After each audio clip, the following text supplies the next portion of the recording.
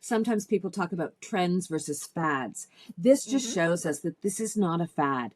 This No. is this is not even a trend. This is just a part of the way of exploring different flavors in a lot of cultures.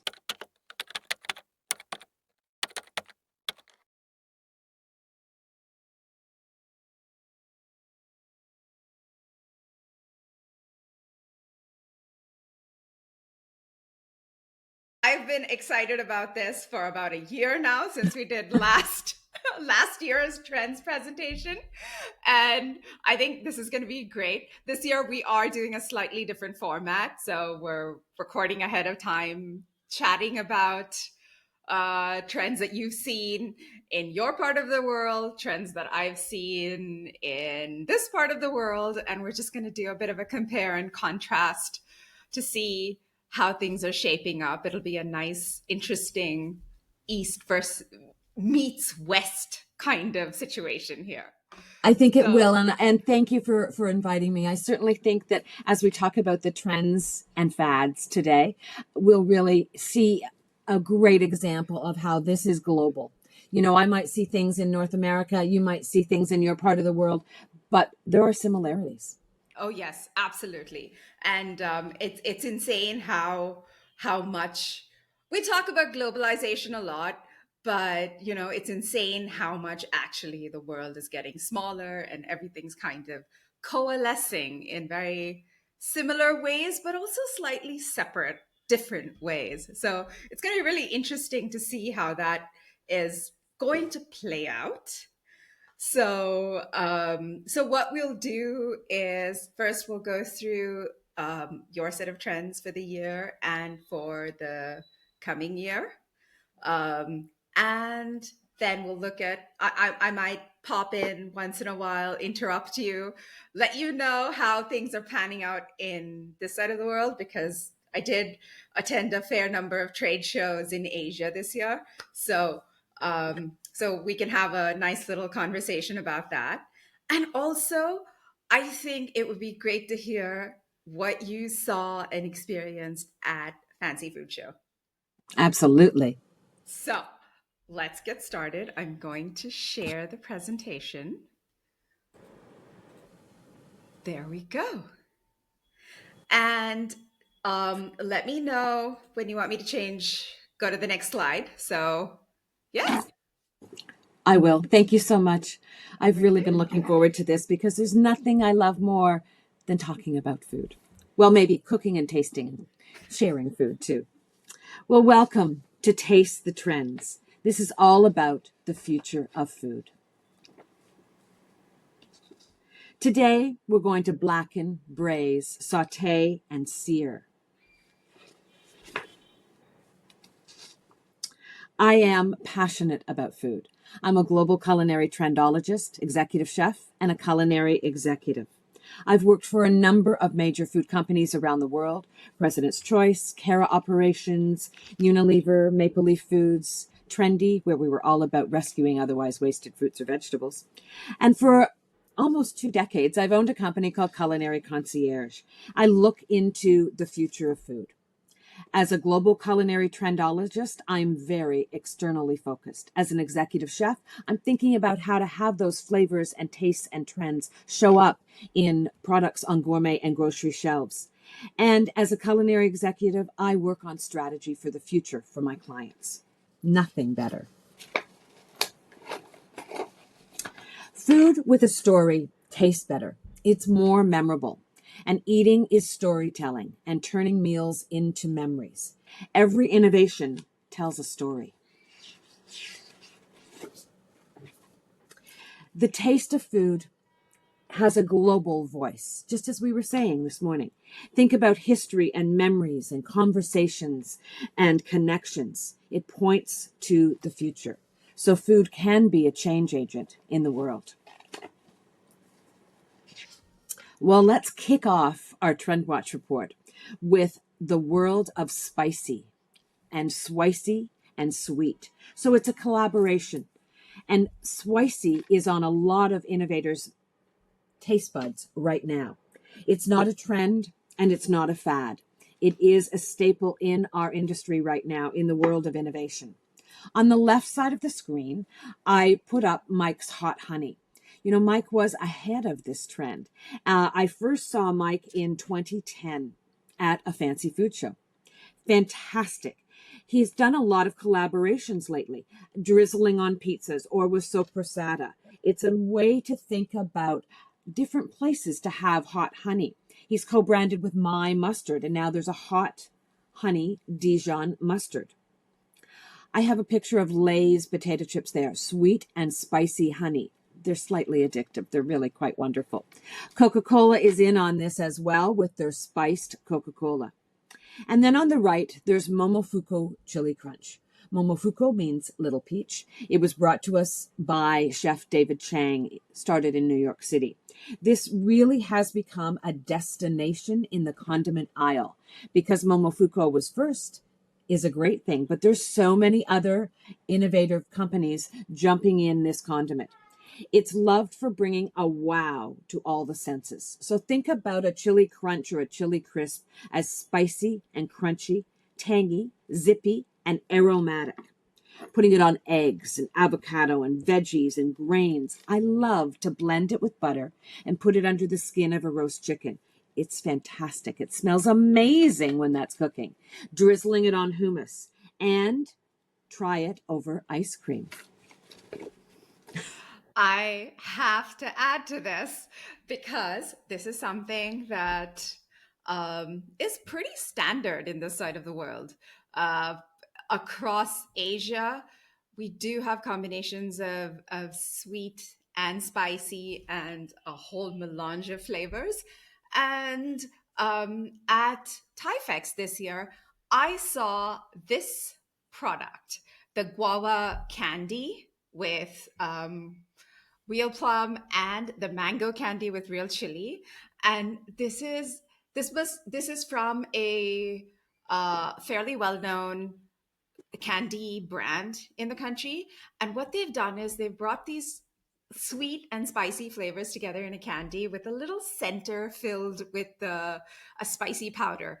So you get like this really interesting mix of texture and flavor, and it makes the Sounds experience. fabulous. It is lovely. We have similar things in India as well.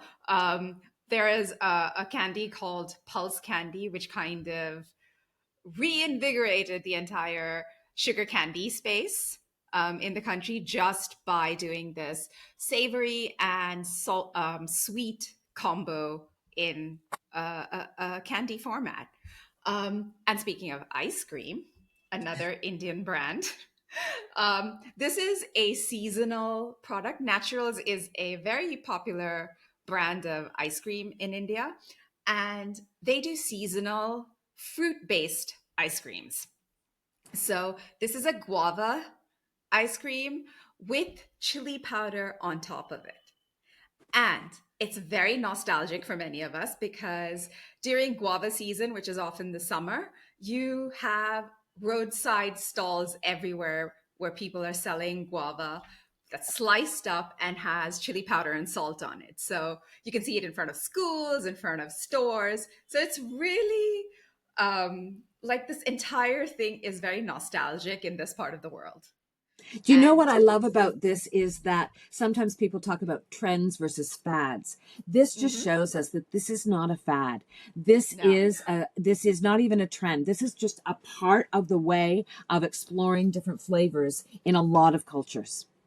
oh, absolutely. And it's just also we're in a time when consumers are really wanting to experiment. They want new flavors and textures and they want novelty all the time.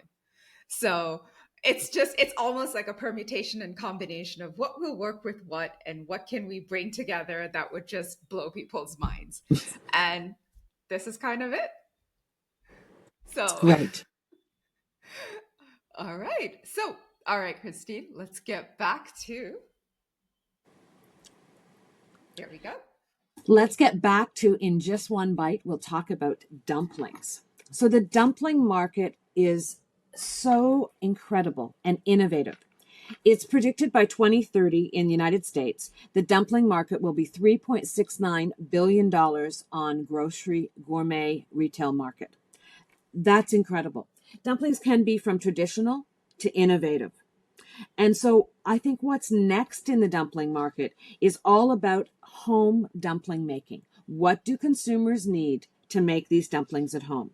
Do they need colorful wrappers? Do they need different sauces? You know, there's a lot of examples out there. On the left, we have traditional looking dumplings. Roastery Stuffed Spuds is a very great innovative company. I saw them first 5 years ago at Expo West in Anaheim, California. Really phenomenal takeoff on dumplings with potato based. Then there's Trader Joe's with their steamed chicken soup dumplings that are truly remarkable for being a frozen product on a grocery shelf. Yeah. And I think the next step we're going to see is the addition of functional ingredients in the dumpling covers. Because I'm already seeing this from companies in Vietnam, in Thailand, where they incorporate things like turmeric, beetroot powder, spinach powder to make these a lot more colorful. And then there's also that added health halo. So it kind of just makes it more fun and healthy. Exactly. Well, the cuisine of this year has been all about Peruvian. Peruvian cuisine is aromatic and flavorful. And it is centered a lot around articles we read and menus we read about and travel destinations to Central, which is often at the top of the world's best restaurant list. Central is very innovative. Now, when we think about Peruvian cuisine, whether it be at a restaurant or whether it be on a shelf, we see things in potatoes and quinoa a lot. We see a lot of innovation in cocktails in Peruvian cuisine. So cocktails with pisco, which is sweet and citrusy and vanilla. Innovations in Peruvian cuisine has started to show up in Peruvian sushi. Yes, I said Peruvian sushi. It's a fusion with Japanese. It's fantastic. Now, there on the right, I have a picture of binquinip, and it is a sweet drop peppers. They're about a half an inch big, and they're very sweet, and they're mild. They're not spicy. So you'll see them on salads. You'll see them in on a lot of grilled dishes as they decorate the plates. Peruvian cuisine is showing up in household markets as well, not just in high-end restaurants. Flights of flavor. I love all of this because it's the way to taste what's possible. It can be a new take on tasting menus. So you could have flights of pancakes, flights of deviled eggs with all different toppings, martini flights, donut flights, yes, sweet and savory donuts in a flight tasting, drink flights like Bloody Marys and such. And then on the right, what is more fun than a baked potato flight and tasting different tastes on top? This gives a lot of creativity to innovative companies to come up with different toppings, to come up with different flavors. And it can show up in restaurants and it can show up in gourmet grocery retail. Yeah. And when you talk about potatoes, I'm always struck by a couple of things. One, everybody loves to hate potatoes because they're always on a, oh, if you're on a diet, you shouldn't be having potatoes. That kind of, it's just starch and pure carbohydrates. But at the same time, it's also the most satisfying food on earth. And that's not just you and me talking about it. That is actual studies, data that shows that, plays that out. So we talk a lot about memories of food, and certainly homey and memories of sitting around a table with family. There's always a potato on a table. Oh yes, and it's one of those foods that you see everywhere around the world. Mm-hmm. It's so ubiquitous and affordable, given Exactly the current state of affairs. So we should not hate on the potato for no reason. Well, the dish of the year is birria. Without a doubt, in the past 4 years, there has been an increase of 412% of birria showing up on restaurant menus. That is an incredible stat to say that more people are now looking for it, understanding it, and eating it. It can be traditional and it can become innovative at the same time, showing up in tacos, poutine, soups, raviolis, grilled cheese. Yes, I've also seen it on ramen. A lot of the history and the origins of birria come from Jalisco, which is a Mexican state on the Pacific Ocean. But how has it increased in the popularity that we now see? It's because our phones eat first, and social media has pushed this absolutely forward. Do I think this is going to stick around as a trend of the year? I think we've seen a peak. People understand it more, and now we're going to see some innovations.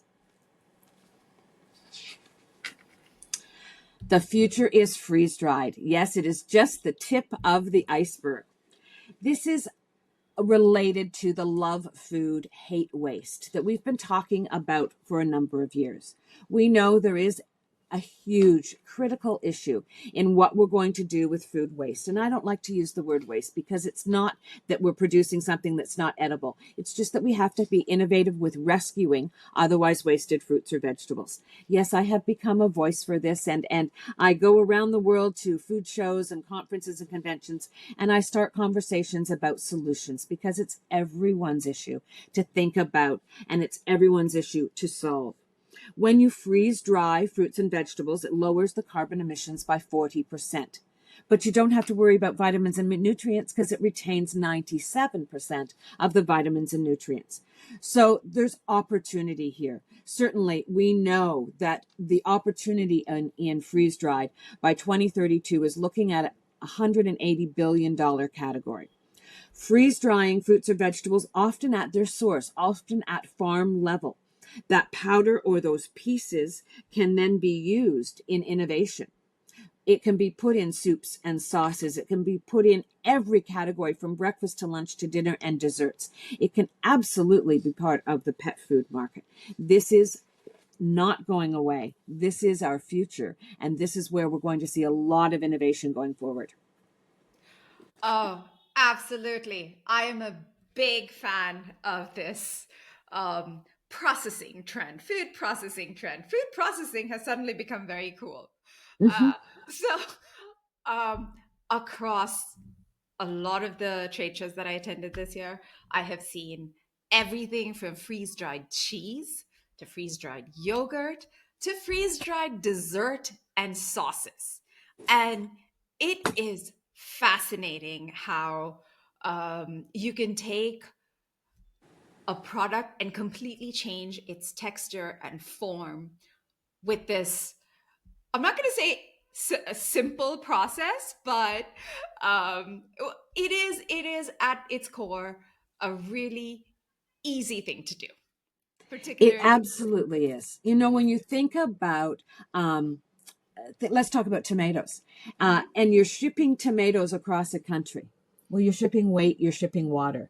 What if you freeze dried that tomato at its source? Yes, And then absolutely. your shipping costs go dramatically down. Yes. And say you're a pasta sauce or a ketchup manufacturer or a soup manufacturer, and you could take that powdered freeze dried tomato and you could then rehydrate it in your manufacturing facility, and you haven't changed the outcome. You've just got that ingredient to you in a more economical way. Oh, absolutely. And let's not forget that when we freeze dry fruits and vegetables, it just is a pack of flavor punch. It enhances the Absolutely. flavor because I've heard somebody say this before, but water is the enemy of flavor. And so it really does a fabulous job of one, it's sustainable in terms of the cutting down waste. It's sustainable in terms of reducing costs of transport. So it's a big winner from a supply chain perspective, and you can freeze dry practically everything from what we've seen so far. And it's shelf stable. And it's shelf stable, exactly. So it's just a winner all round. I will say the texture gets boring very quickly, but but it's fascinating, and I can see these work so well for consumer groups like kids Mhm. and older consumers, elderly people who may not be able to chew as much or who may have trouble swallowing. And it just makes so much sense Mhm. that we do this more and more. We're going to see more of it. Oh, absolutely. And even and it kind of retains, as you said, because it retains the nutrients, it Mhm. retains flavor. It, I think it's going to play a huge role in how we're moving towards natural everything. Mhm. So Very important. yeah, so we can cut down on preservatives, we can cut down on artificial additives, and I think this space is really going to have a boom. So that 180 billion by 2030 is not yeah, it's not impossible. Not at all. Might even be low. Oh, yes. All right. Well, retro, trendy, cheers. Let's talk about new versions of nostalgic cocktails. Consumers go to visit bartenders as destinations. They're not just going to visit chefs at restaurants any longer. At Sloan's in New York City, which is absolutely worth the trip to that city, they have thoughtful drinks and elevated bites. Their dirty martini has caviar olives. They have cacio pepe bar nuts. Jones's, which is a wonderful place in Toronto, Canada, has a lychee martini with Empress gin, that little purple tinge of color to the gin. At home, consumers are picking up on this and making their versions of nostalgic cocktails. Dillon's offers rhubarb vesper, which means you can make rhubarb gin vodka with a little vermouth and a little lemon bitters and have your own cocktail creation at home. This is a huge category, and it's a blend of the food and drink category. Okay. I have to talk about a recent review I read about a new bar that's opened up in Hyderabad in India. One of the things that caught me, that really struck me, is so in the south of India, one of the most popular comfort foods is curd rice, which is just yogurt and rice. And depending on how fancy and exciting you feel, you might temper it with mustard seeds and curry leaves, a little chili, a little fried lentils. So you have like a really nice textured rice and curd. This is often savory. You can have it on its own. It is part of most South Indian families' meal times. So there's a this new bar that I saw has taken that comfort food and they have infused those flavors into a cocktail. That is fascinating. I am dying to try it out, and it might be worth going to Hyderabad just to have like a curd rice cocktail. Uh, Exactly. You know, often we see innovation in cocktails depending on the seasonality. Recently, I was in a restaurant and their bar was offering tomato martinis because it's tomato season and fresh, great heirloom tomatoes. And they'd taken it and they'd made the tomato water and infused that into their martini. It was spectacular. Yeah. I mean, there's so much that can be done. Again, Bangalore is the city of microbreweries. It's also where a lot of millets grow. So you'll see seasonal beers pop up that use millet as their base mash. And it's gluten free. There's a lot of pride in using local ingredients. And so you'll also have a little bit of, we got this millet from XYZ place in this part of the state. So it's just there's a certain pride and nostalgia that's linked to all of these things. Exactly. Exactly. And since you spoke about bringing these flavors home, this was a really interesting product that I saw in Thailand. Um, these are make do-it-yourself cocktails. Mm-hmm. So they come in these cute little old-timey bottles with just the herbs and the spices, and I think different types of sugars. And all you need to do is add your alcohol and Absolutely let it innovative. steep. Yes, it's such a simple way, and it's really engaging as well. So there's a lot of fun and fun to actually making these cocktails, and Exactly. and it's so much more interesting than just a ready to drink bottle because you're actually doing something here. It's beautiful. There were a lot of them at Fancy Food Show in New York City recently, and we'll talk about Ah, those too. oh, nice. All right. Okay, let's get back. Yes, you read that right. I'm talking about customized croissants. It is a huge category and a lot of innovation. So, when we started to think about new and interesting and great tasting croissants, we really think back to Chef Dominique Ansel, started in New York City with his cronuts and croissants and donut collaborations together. His flavors have gone on to be mouth-wateringly innovative. Recently salted pretzel ganache and cinnamon ganache cronut. Incredible. I know you want one right now. I do. In 2013, Time magazine listed the cronut as the best innovation of the year. That's how big it was. But, think about Lafayette Bakery. They have a supreme croissant. It's rolled into a circle. At To Live For Bakery in Vancouver, which is a vegan plant-based bakery, they offer cube croissants, different fillings, different toppings. So what's up next in croissants? Watch for sweet and savory. Those look amazing. Well, fermented freshness is a category that continues to grow in innovation. Thinking of things like kombucha and kimchi and gochujang. Miso in the last 12 months has increased on sales by 4.7%. On the left, there's Rise Kombucha. They launched in 2008, but they are always innovating in this category. And now they've come out with new botanicals and sodas. Mother-in-law's kimchi is a very traditional kimchi. First major launch into gourmet retail and grocery retail in North America was in 2009. And they continue to put out new flavors. They're now offering a home kit of make your own kimchi at home. Just saw them in the Fancy Food Show in New York last month.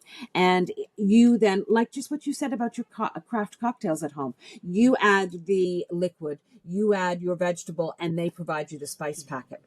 Watch for miso in this category too. Miso is huge, made with fava beans and yellow split peas and Great Northern beans.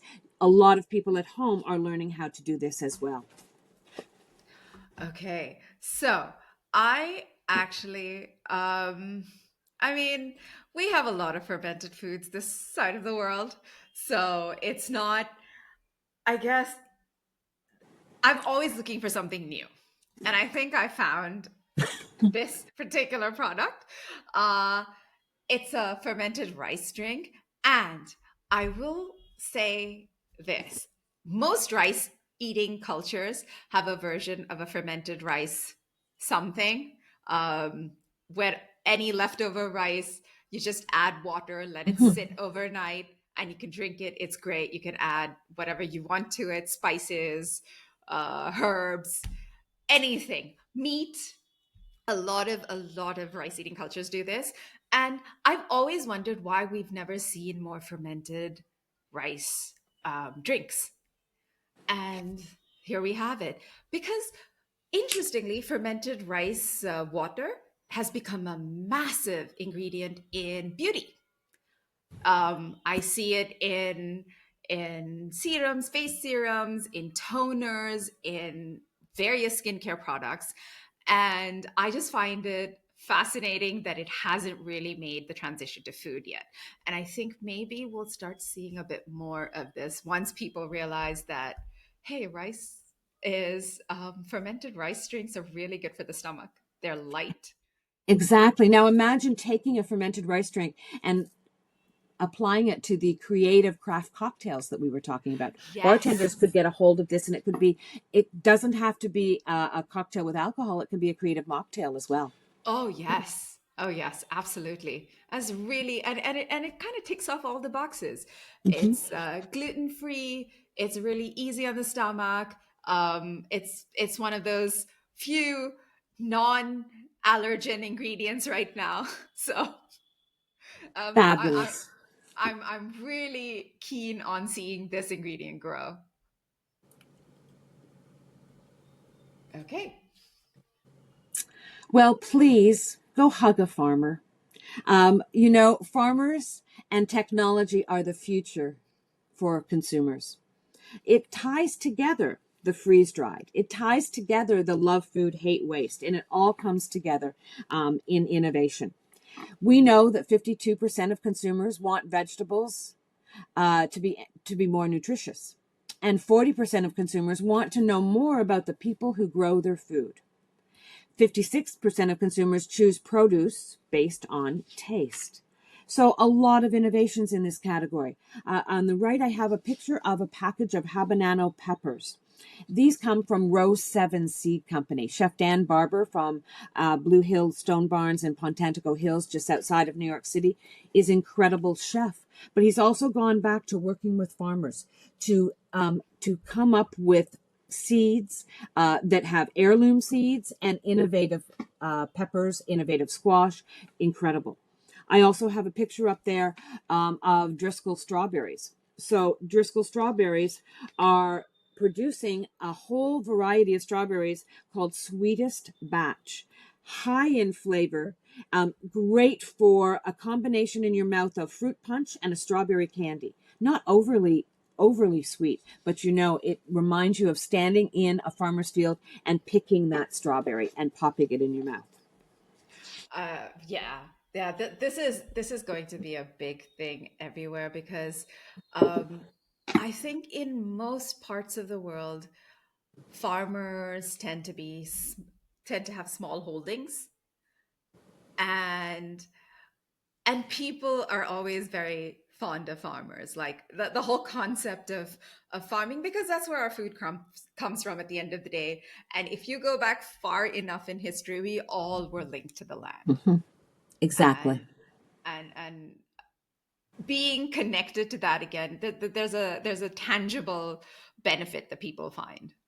So Exactly. um, oh yeah, so we're seeing a lot more support, government support for farmers, smallhold farmers everywhere.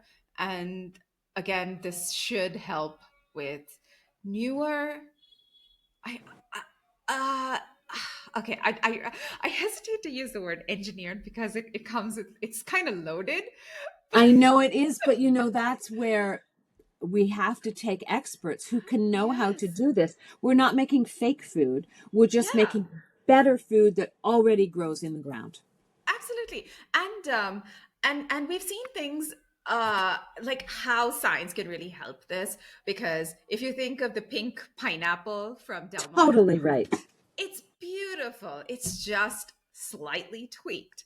I recently saw somebody had launched a mojito flavored grape Hmm. variety. And then there Exactly. are these cotton candy flavored grapes. Absolutely, there are. I love those. I love those. Yeah, Think about how they engineered the watermelon to have a seedless watermelon. yes, It's yes. wonderful.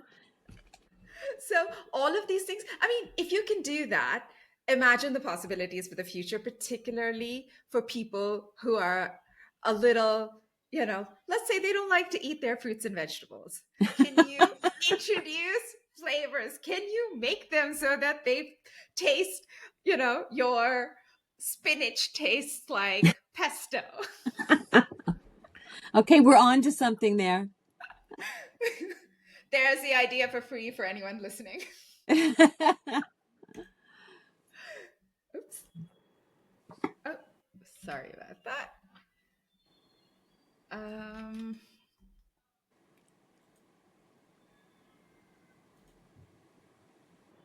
there we go. Well, we're up to talk of a whole new cuppa, a cup of tea. Innovation in tea strips. It means there's no bleach, there's no plastics, and it's carbon neutral. It's finely ground tea leaves that dissolve and steep in water. It leads people to a fresh, clean taste of tea in their cup. But tea is also having a moment of tea as an ingredient to be used in desserts, in granola, in scones. Braising in tea is fantastic. Use a chai or an Earl Grey or a London fog. Braise chicken, braise vegetables, braise a duck. Spectacular. So we're seeing that more, not just in restaurants, but in home use as well. Sorry, sorry about that. Um, yes, and I love these new tea formats because there are some fun things happening here. Uh, all right. So, this Super Cube is a Malaysian company that kind of compresses all the ingredients, herbs, spices, tea, sweeteners into these cubes. You can just add them to hot water or steep them in cold water and just drink it like that. I Um, love that. and they're beautiful. Yes. And the other one is an Indian company that I bumped into fairly recently. They are compressing whole tea leaves with the string so that you can do away with the bag. And it's just So a little, smart. yeah, and it kind of opens up like those blooming flowers in the tea, and it's just it looks great. It's sustainable, and it has that whole health angle to it, which tea anyway does. It's a credible innovation. Love this. All right, there we go. Well, the tide is turning.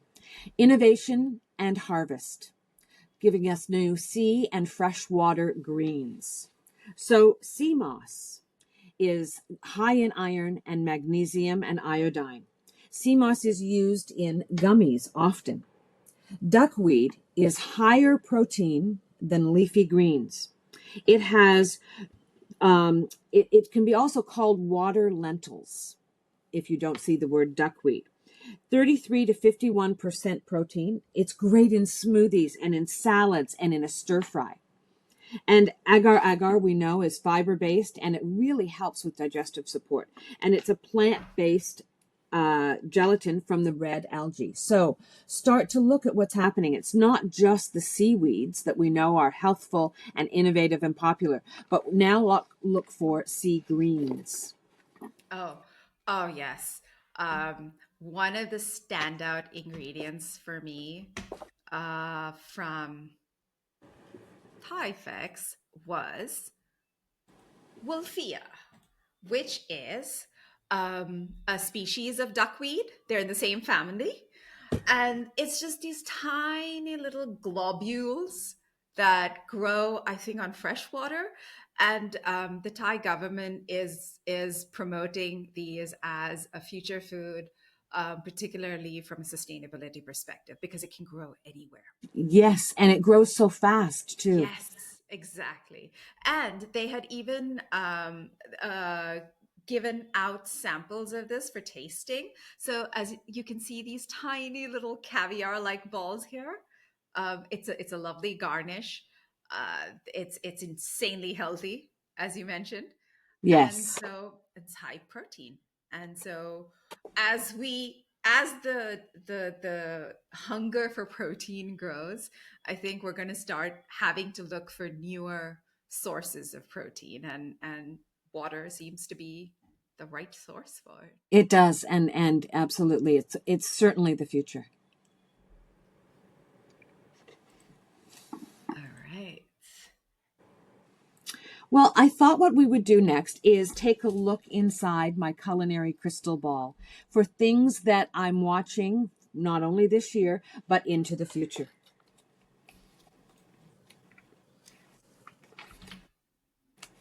Sorry, Christine. I keep having a problem with this. That's okay. You are a superstar with tech. That's absolutely okay. Well, every year I write a trend watch report, and it covers my office walls, and it fills me with inspiration. And people say to me, "Where do you find these trends?" Well, they don't arrive in a book that says, "Here's the top 10 trends." I'm out there. I am giving keynote speeches. I am starting innovation and ideation sessions. I'm moderating panels at conferences and conventions around the world. I'm talking about taste, taste, taste. I read food sections online from newspapers and magazine around the globe, particularly on Wednesdays, where a lot of newspapers around the world talk about their food that's happening in their cities. I visit gourmet and grocery stores all the time. I do a lot of category and competitive analysis, looking at flavors, looking at packaging, fonts and colors, how do culinary adjectives really entice consumers to purchase products. Global food markets are where you'll always find me. I cook and talk and taste with chefs around the world. I am, yes, passionate about food. When I write my Trend Watch reports, I look at emerging, developing, and existing trends. I can look across whole categories like we did today, and often I produce small Trend Watch reports in a specific category, just bakery, just vegetable, just cocktail, whatever the customer is looking for. When I'm thinking about emerging, it's really all about innovation. When I'm thinking about developing, it's a trend adoption. Where are these trends showing up? And existing, well, where can we find it? It's just about anywhere. So looking at how fast or slow a lot of these trends move from emerging and developing and existing really helps me strategize and predict the future in categories and the future for customers. Let's start with specialty ingredients. Looking at emerging, developing, and existing. In the emerging category, pistachios in desserts. Pistachio martini, we were talking about cocktails earlier in our retro cheers, with a pistachio cream liqueur. I have in that category tamarind. Tamarind was my 2024 ingredient of the year, and it's still beginning to emerge. It is popular in many areas, but it's not everywhere yet. And I have boba on the emerging list. Boba is the tapioca pearls that you see in bubble tea, but now we're seeing them in cupcakes and in cookies and in cakes. In the developing column, well, I put on cottage cheese because it's a retro memory for a lot of people, but year over year, in the last 12 months, it has increased in $538 million in sales in the North American market. So I look. am sorry. I am not surprised at all because every second food video I see on YouTube is a cottage cheese video. So if you were a manufacturer of cottage cheese, you should be having an ideation session with me to be able to say what's next Yeah. and what flavors are going to be out there. It is incredible what we're going to see next year. I have ranch on the developing column as well. It's very nostalgic and it's very versatile in dressings, in drizzles, in marinades.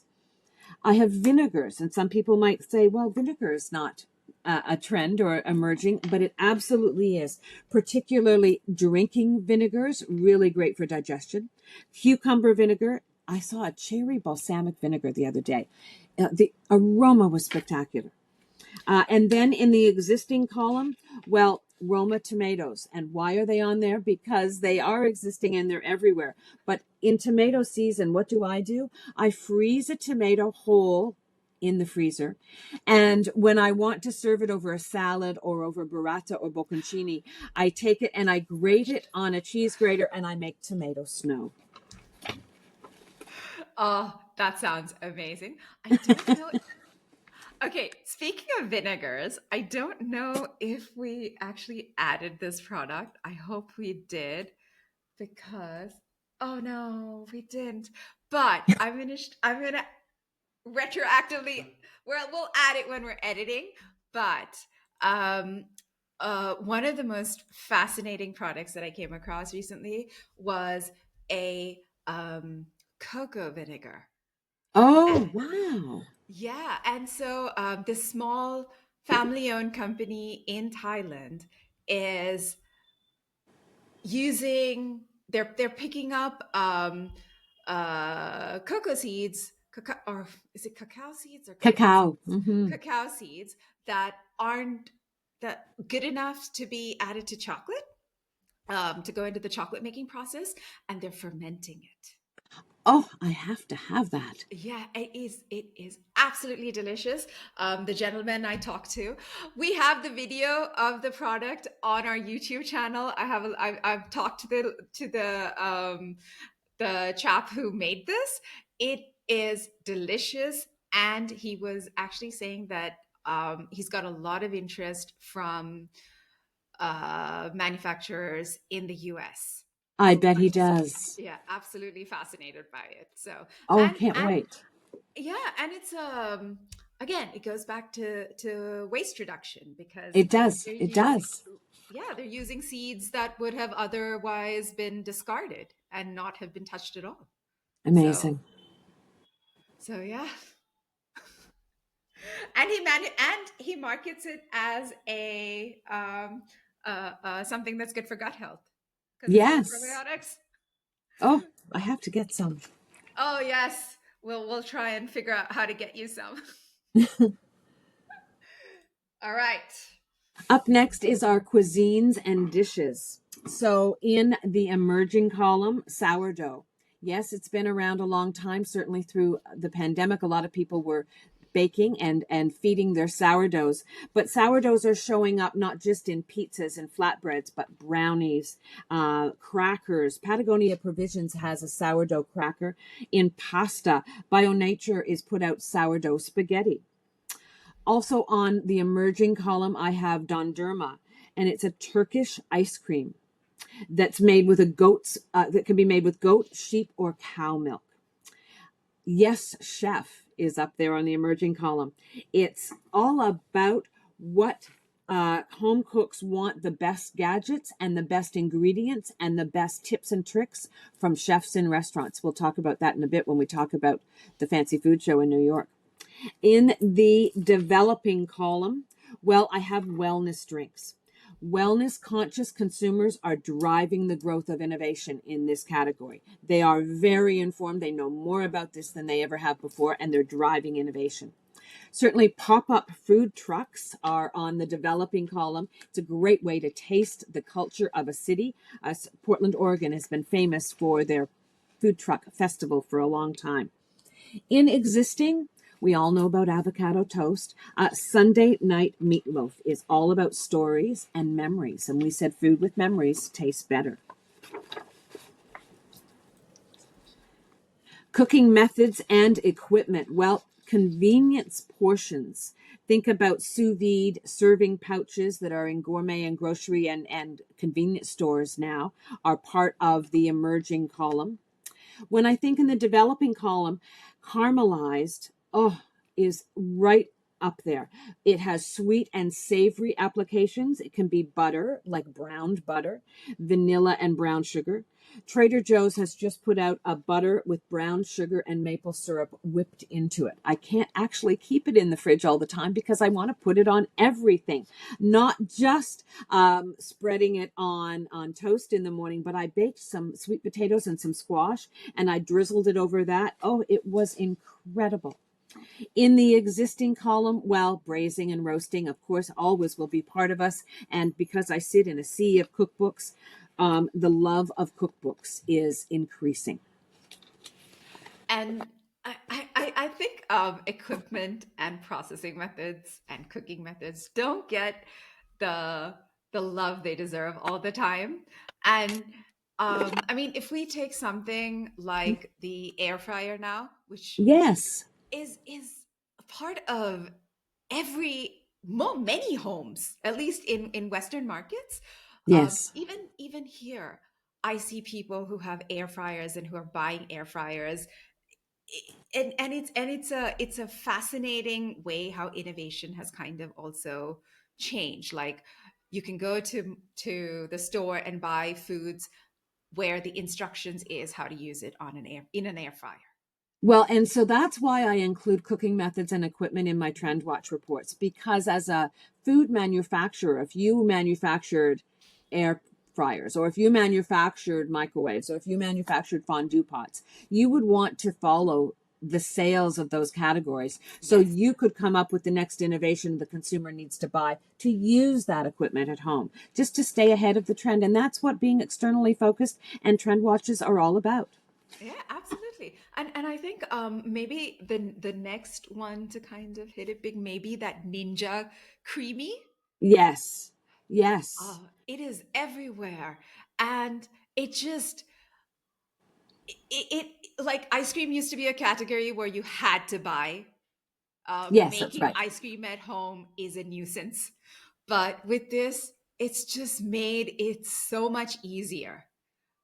So it And will be interesting to watch, because not everything on every emerging, developing, and existing follows through. Sometimes yeah, things start on emerging and they go so fast and so high, and they're off, and they never get to developing, and they yeah, never get to existing. So it will be very interesting to watch that. yeah. I'm very curious about sales of that because I just think ice cream manufacturing is due for a change. Particularly because I also saw freeze dried ice cream in a couple of places. There So, is, there is. all right. Well, when we think about food memories and we think about history and we think about innovation, it starts with the past. And so I put up these two pictures that continue to inspire me. The hands on the left are Robert Mondavi. So in the world of wine, he is the cornerstone of innovation. And the hands on the right, well, those are Julia Child. Because when we think about embracing food and sharing food around a table, cooking foods, looking for new foods, Julia Child still leads the way in many people's homes. Well, I'm going to leave you with a to-do list. We know that food has the power to change our lives. We know the food has the power to change the planet. And so with conversations and collaborations, we can all make significant changes together. So gather around the table to eat. Absolutely. Reach out if anyone would like to talk about the future of food, and together with you, I can work on that. I'm all about cooking what's new, eating what's best, and inspiring what's next. And I also want to put out a challenge to Ranjana, because I've had such fun today talking about the future of food with you. And I think that in 2026, that one of the things that we should do is we should be at a show together somewhere in the world. And we can do this kind of a conversation and podcast live from the show floor at different booths as we go through. That would be amazing. Let's see if we can make that happen. Okay, I put it out there, so we have to work on that. Hey, there's a future food coming up in February. Exactly. Exactly. There is. That's right. So let's see if we can make that happen. I'm And glad you liked the challenge. I loved it. Um, and that's a great segue into actually talking about future food. So That's what right. happened? Tell us. Well, I was recently at the Fancy Food Show in New York City, which is a gathering of the best from around the globe. Honored because I was honored to be there because CNBC asked me to join them and take them through the show, show them what was new, show them what I thought were trends versus fads and things we're going to look for in the new year. At this year's Fancy Food Show, there was over 3,000 global food companies, which was made for a very busy 3 days. We had over 15,000 attendees. They all speak my language, so it's always so much fun to be there at Fancy Food Show. We talked about swicy a lot, or sweet and spicy. Companies like Mike's Hot, they did a collaboration this year with Hell of a Good Dips. And so the hot honey is in the dips. What a great way to have that collaboration. Swicy also shows up in a company called Slaw Saw. And slaw saw was a combination of salsa and coleslaw. So it's a cabbage based salsa, healthy for your gut. We saw a lot of olive oil this year, as we always do at fancy food shows, but really talking about olive oil as an ingredient, not just olive oil that's on a gourmet shelf and that's going to drizzle on a little bit of a salad, but olive oil as ingredient. So a lot of smoked olive oils, an amazing harissa based olive oil. Mustards had a moment. Oh, all over the map on great tasting mustards. So Kaplansky's, which is a Canadian based company, had a great booth. And it's very deli based, traditional based, fabulous flavors. A company called Pop Mustards from the US was there, and they use whole mustard seeds. So the explosion in your mouth of flavor was fantastic. We saw, an interesting number of booths on, I'm calling it plant-based 2.0. Mm-hmm. Where are we going in the plant-based world? There have been a lot of innovations that have emerged and not stayed with us, a lot that are still with us. Companies are still reinventing themselves. Actually, yesterday it was announced that Beyond Meat has changed their name to Beyond. Yes. So their new innovations are going to be all about Beyond. I love that too. In the plant-based cheese category at the Fancy Food Show, there was a company called Yum. UMYUM. Yum. And they're a cashew-based cheese company from Canada, actually, and their packaging was outstanding. And their butters and their cheeses, their plant-based butter has their roasted garlic butter, has whole roasted garlic buds in it, and it's in a square cube, and you can see them. Oh, crazy. Chef brands were continuing to cause a stir, so to speak, at the Fancy Food Show. I think about it as the yes chef. What do we want to bring home? 3 years ago in my Trend Watch report, I talked about a chef, Michael Solomoff from Zahav restaurant in the United States, and how his hummus was the best hummus, and it was as a gold standard for innovation to look to that. Well, there he was with his hummus, which is now available coast to coast in the United States on Whole Foods shelves. So it's nice to see those Trend Watch reports come full circle at a show. There was 3 or 4 booths with beef tallow. And so I found that very interesting. And one of the booths, called Beef's Own, had potato chips. And this was in my category. They were wonderful, but I couldn't have eaten more than 3 or 4. They were very rich with the beef tallow, but so fun that they had created that. In my sort of let's watch and see what happens, savory oatmeal. Mm-hmm. Okay. Right? There actually was a Korean company that was there from Gamsa Foods, and they had an oatmeal made with oats and quinoa and rice as a blend, and the flavor was sesame garlic. It was spectacular. Again, I think a lot of that comes with education to consumers, particularly in North America, and a lot of tastings to really know that it tastes great. Yeah. Savory oatmeal is very much a thing here. Right. Because oats is a fairly new introduction into our breakfast space. So a lot of it's a really fascinating story, because I think when Quaker or somebody came into India with their oats, um, they've noticed a lot of women, young mothers, home chefs incorporating or replacing the traditional rice, wheat based, semolina based stuff, breakfast Yes. produce, with oats. And so most of our breakfasts tend to be savory. And so we now have packaged versions of this. It's so much fun. It just shows that shows like Fancy Food Show and Gulf Foods and Expo West, it is a global platform. Companies come from around the world. As you said, the next Fancy Food Show is changing cities, which is going to be spectacular. And it will be at the end of January. It's going to be in San Diego, California. So I love San Diego, and it's going to give a vibrant taste for all of us to show up there and eat our way through the show and eat our way through the city. That sounds fascinating. And even if I can't be there, Fingers crossed. I know. Um, Everyone has heard this now, so we're really going to work on that, whether it's there or somewhere else. I think yeah. doing it together would be so much fun. Yeah. So I we're thank you going to for this catch up. conversation. Oh, Yes. thank you. This has been so great.